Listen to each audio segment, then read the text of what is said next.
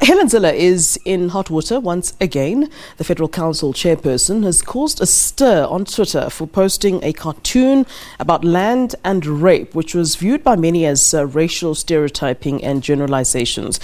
What exactly has Helen Zille gotten herself into at this time? To join me in the studio at this time, of course, is our senior reporter, Mzwandile Mbeje. Thank you so much for joining us to have this discussion.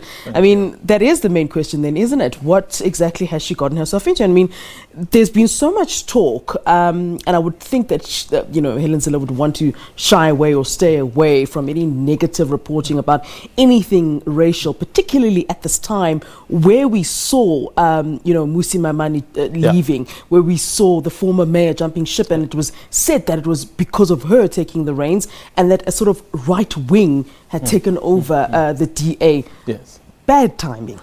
Well, if there's one thing, I think all of us South Africans, we must have learned about Helen Zille is that what she believes in, it doesn't matter who says what. She sticks to it. This reminds many of us of the colonialism tweets. Yeah. I mean, she defended those tweets like nobody else, saying people had misunderstood what she had wanted to say. Yeah. That's exactly what she's saying now. In fact, I was reading some of her follow-up tweets, basically saying she feels she has made progress because she's not now all by herself, but there are other individuals who are defending her from what she's saying. In fact, if you also have been following some of her tweets, she has been saying, what she wants to see happen on Twitter is debates, and that she appears to have a very big problem with, she says, trolls. So she is really sticking it out to say, this which I've written is correct, whatever the situation, whatever the circumstances. She doesn't see anything wrong with it. Yeah. But here is the difficulty or the problem with that flow. In politics, you can be as right as anything, but perception matters in politics.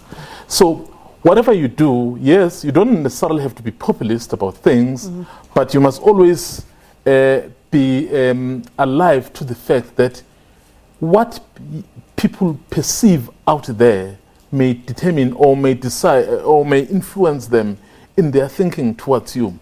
Given what the DA is trying to do in terms of reclaiming its former self, its former glory, these are very difficult issues, because what it says in terms of perception is that, actually, DA is confirming what we've always known, that it's a racist party. And actually, Mzwa, that's where I wanted to go to.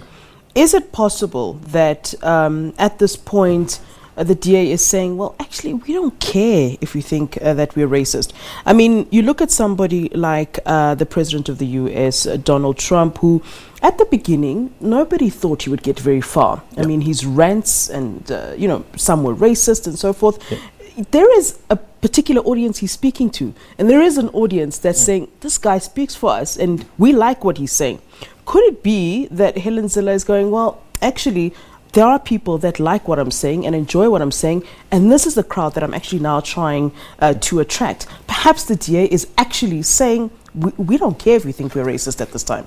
In fact, Flo, if you look at when she joined the race for the chairpersonship of the party, I think the closing date was, let's say, today. And then she announced that she had joined the race. All along, people had been thinking that Adol Trollip was a shoe-in, particularly because he had the support of the then leader, Mmusi Maimane. But look what happened. It was a crushing defeat for Adol Trollip. So the point you are basically making to say, she is speaking to a certain audience, to a certain constituency.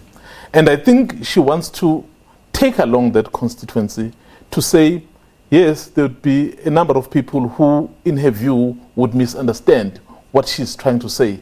But there's a good number of other people who are with her.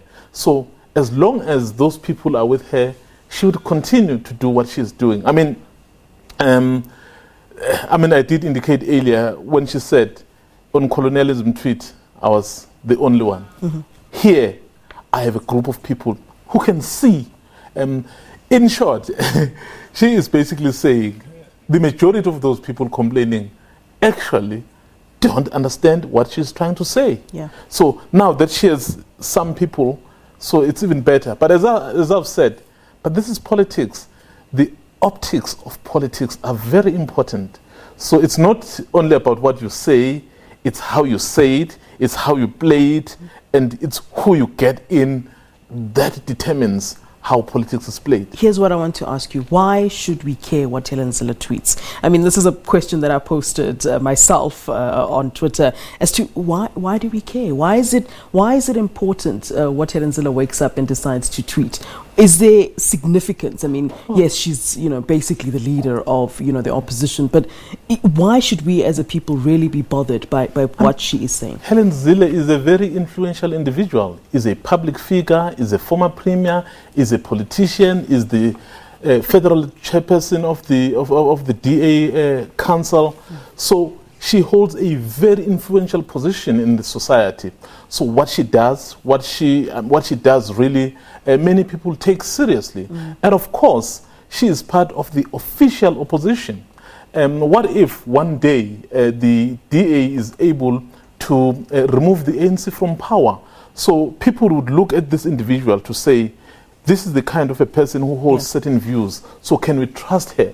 So it really matters that we really take note of what she's saying, because, I mean, she's an influencer. But it seems now there's no consequences for her, though, in the DA now. I mean, if you look at all the people who've sort of stepped back from the DA, who previously would have perhaps, given a sort of wrap around, the wrist or whatever, they're not there anymore. So it does seem that she's in a position now where there's really not much accountability for her, isn't it? Exactly, because she is now in a position of strength. Yeah. And most of the people that she is with now, currently in the DA, are people who share her vision. So that is why those who said this is no longer the vehicle are out. Herman Mashaba is out. Musa Maimane is out. Adol Trollip is out. But people like John Steenhuisen, who share the vision of Helen Zille, are in it. But it's going to be very interesting. This is setting a very good trend, I mean, for us as people who are watching what is happening. Remember, in May, the DA is going to have a conference where they will elect a new leader. It will be very interesting if the leader that will be elected will come from the thought that is not necessarily with Helen Zille right now. I mean, I can tell you, I know one or two people who have decided they're going to challenge. While many people think Steenhuisen is a shoe-in, but let me tell you, there will be fight there. It will be very interesting to watch. Mzwandile Mbeje, always a pleasure, always interesting indeed. Thank you very much for that. You're welcome.